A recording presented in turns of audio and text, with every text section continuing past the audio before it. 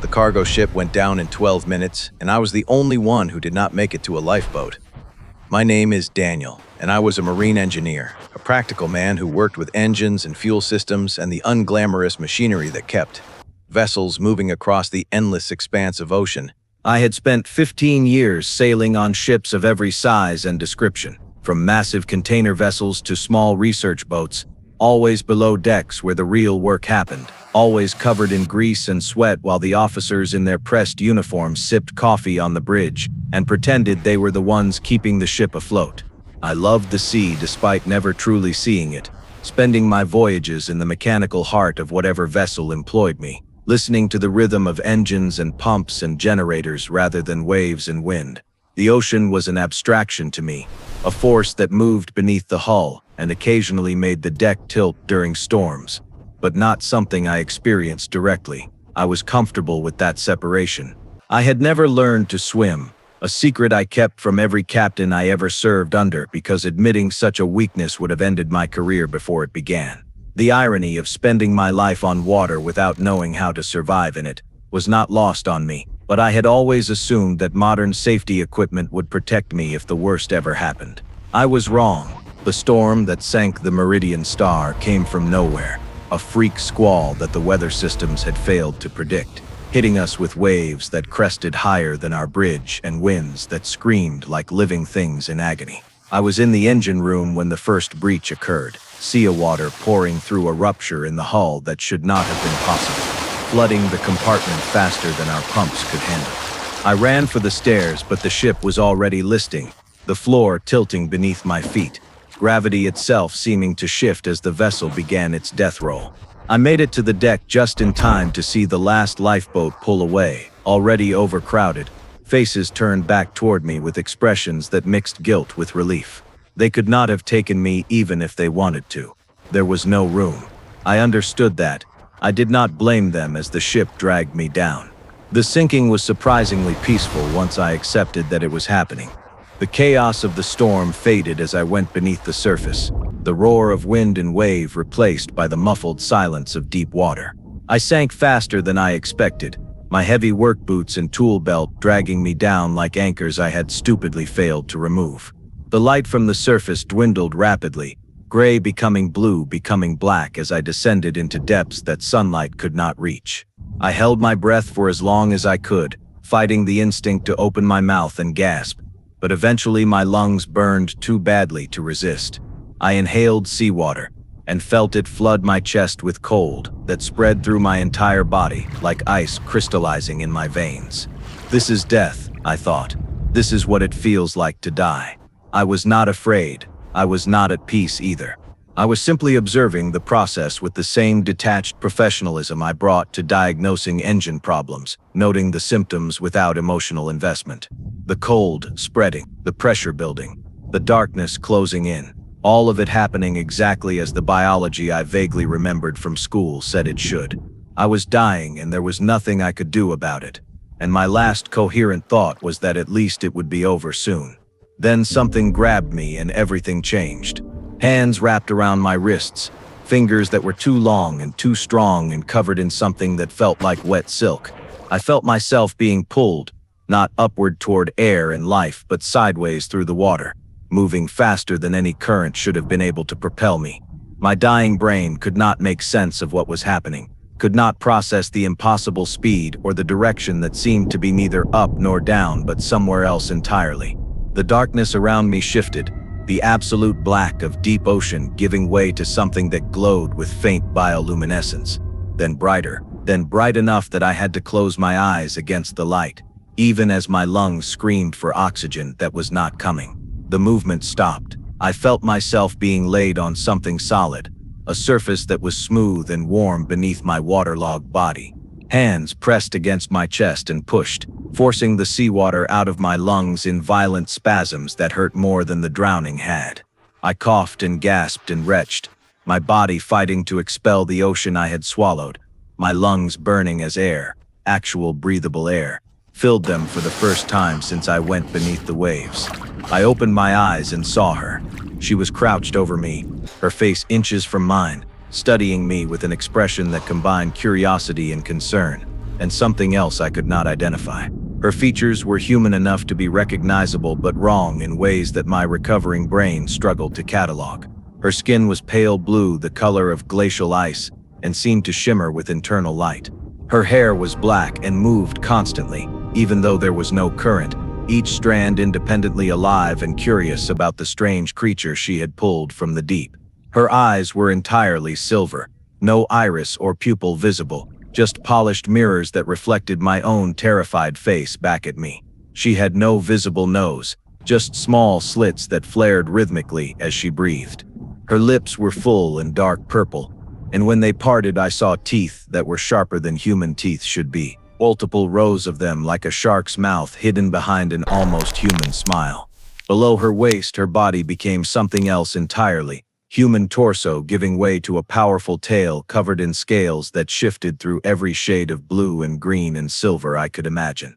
The tail was longer than my entire body, curling beneath her as she sat on the platform that held us both, fins at the end that moved with the same independent awareness as her hair. She was a siren, a mermaid, a creature from sailors' nightmares and children's fairy tales.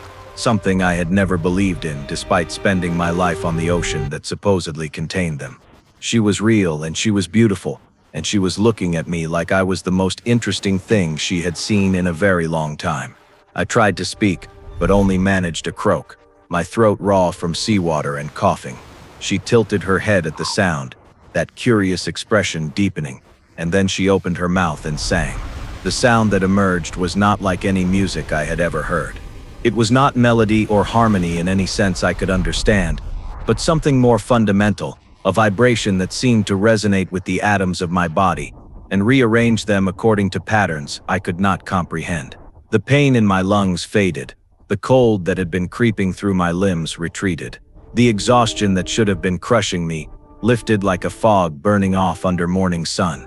When she stopped singing, I felt better than I had felt in years, healthy and strong and completely alive, despite having been dead just moments before. She spoke then, in words that I should not have been able to understand but somehow did, her voice carrying meaning directly into my mind, without bothering to pass through my ears. She told me her name was Melodia, and she was the last queen of a people who had ruled the deep oceans since before the continents took their current shapes. Her kind had been ancient when humanity was learning to walk upright, vast civilizations that spanned the trenches and abyssal plains that human submarines would not discover for millions of years. They had watched humanity from below, observing as surface dwellers built boats, and then ships, and then vessels of metal that violated the waters with noise and pollution. They had mostly chosen to remain hidden, retreating ever deeper as human technology expanded its reach, preferring isolation to conflict with a species that bred like bacteria and consumed everything in its path. But hiding had cost them. The deep oceans that had been their refuge were changing, warming from above and acidifying from absorbed carbon, becoming hostile even to beings who had evolved to survive the crushing pressures of the abyss.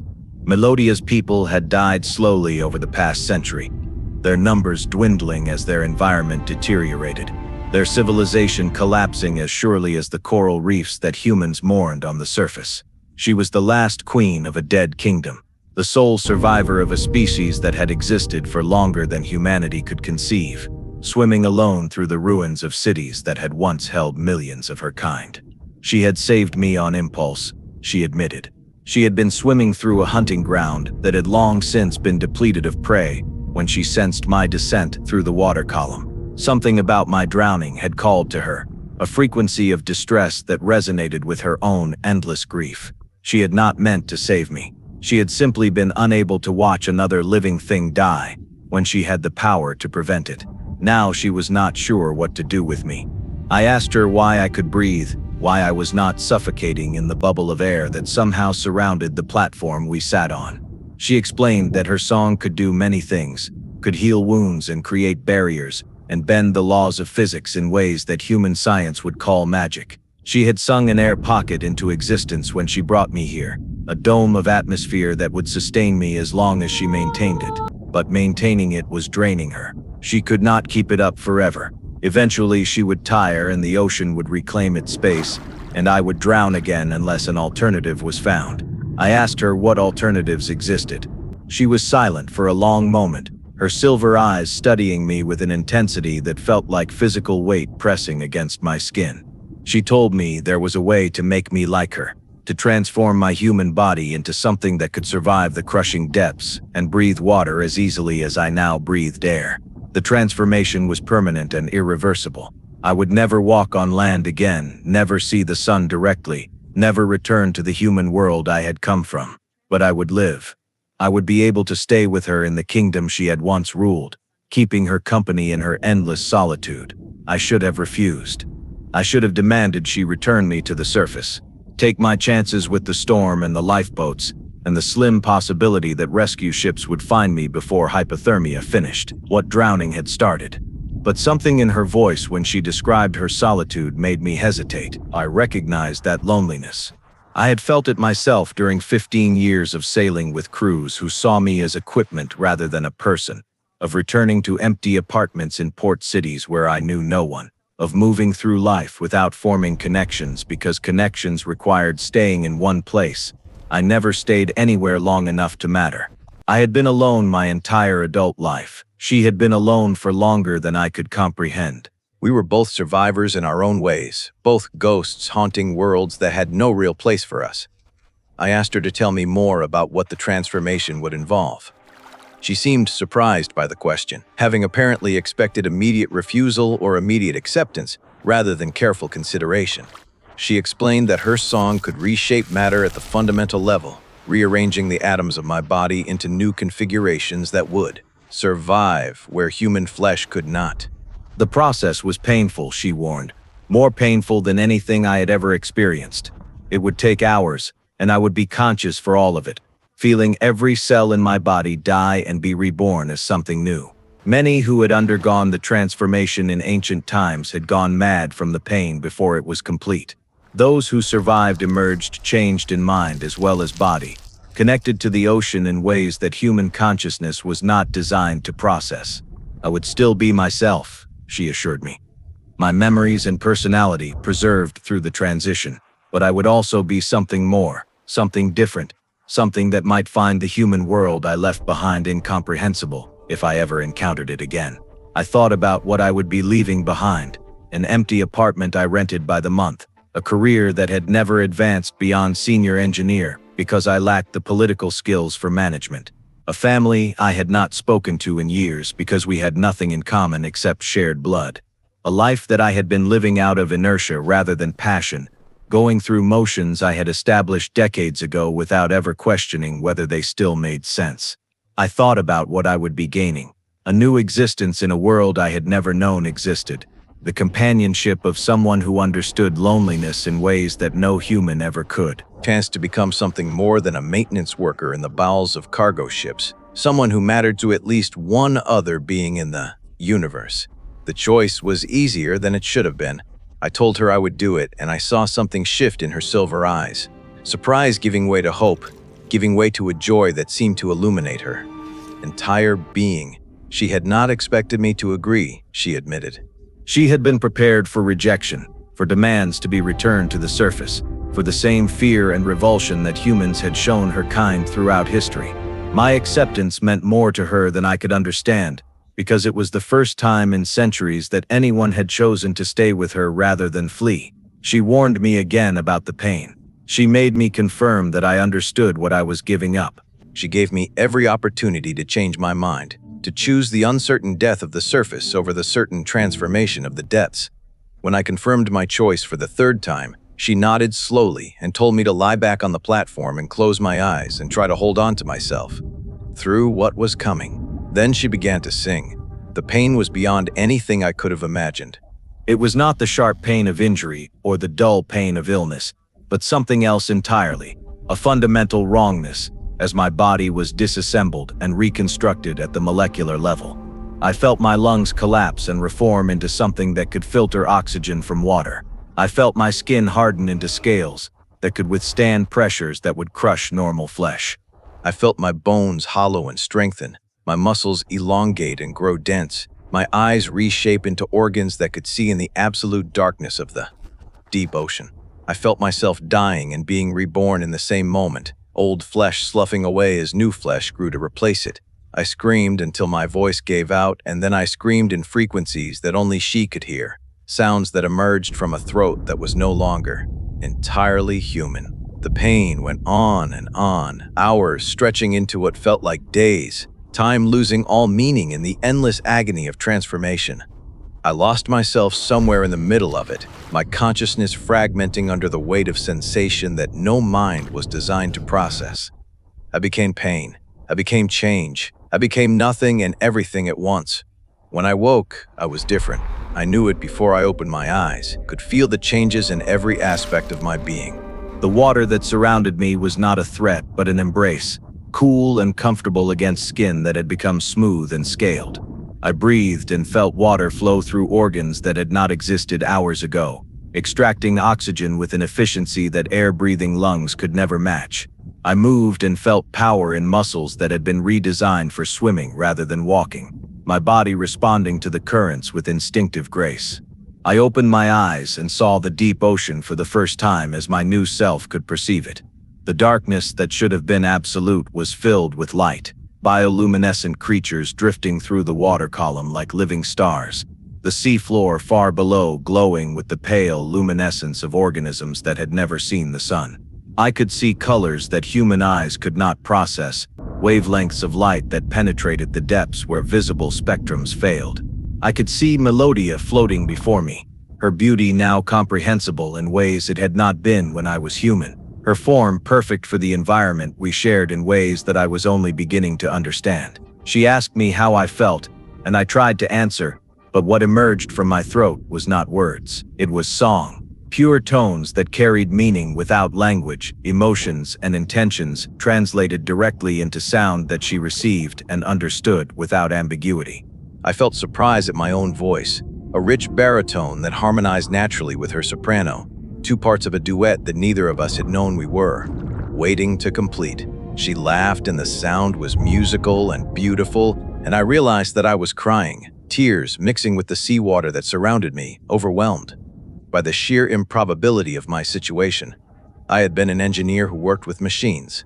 Now I was something else entirely, a creature of myth transformed into reality, a singer in a kingdom of silence.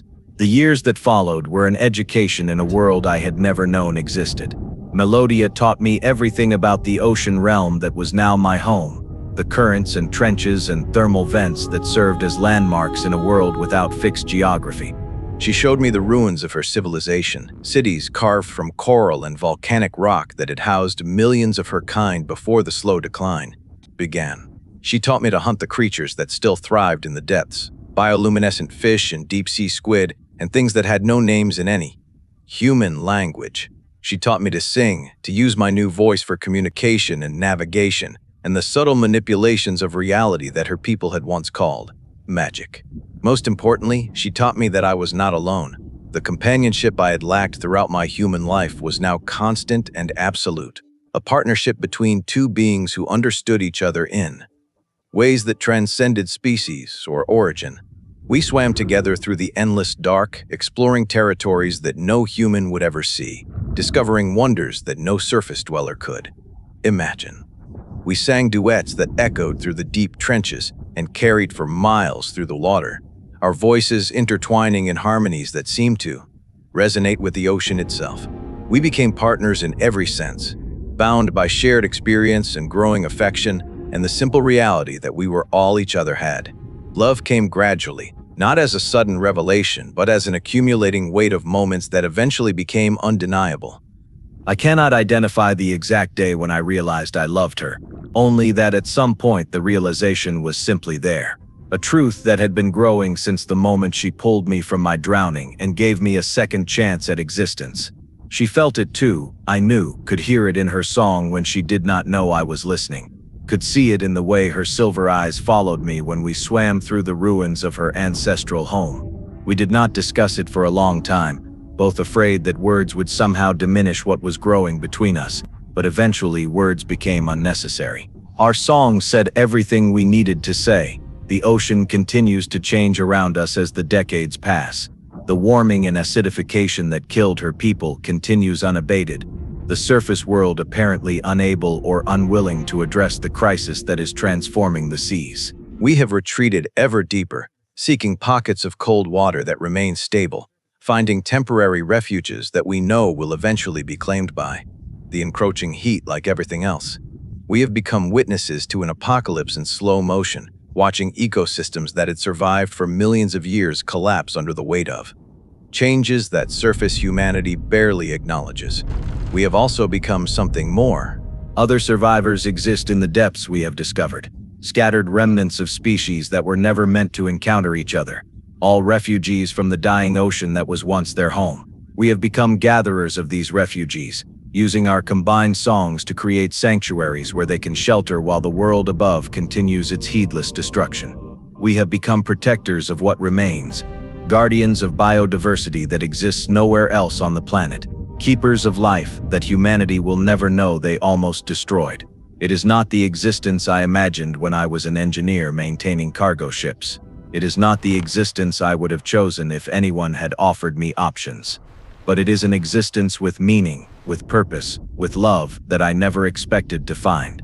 Melodia and I sing together every day, our voices creating harmonies that heal wounds and purify water, and somehow keep our little corner of the ocean alive, despite everything working against us.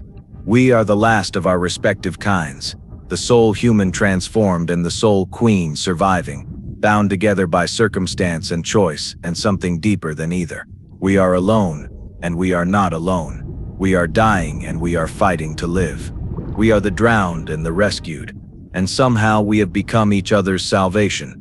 The surface world continues above us, unaware of what exists in the depths they are slowly destroying. Ships pass overhead, and we hear their engines, distant rumbles that carry through the water like mechanical heartbeats. Submarines occasionally descend and we hide from their searchlights, not ready to reveal ourselves to a humanity that would probably respond with fear and aggression. We watch and we wait, and we wonder if the surface dwellers will ever understand what they are doing to the world beneath their waves. I think about my old life sometimes, the cargo ships I maintained, the apartments I never decorated, the family I stopped calling because we had nothing to say to each other. I do not miss any of it. The life I have now, strange and difficult and threatened as it is, means more than everything I left behind combined. I have purpose. I have love. I have a partner who sees me as essential rather than replaceable. I have become, against all odds and expectations, exactly who I was meant to be.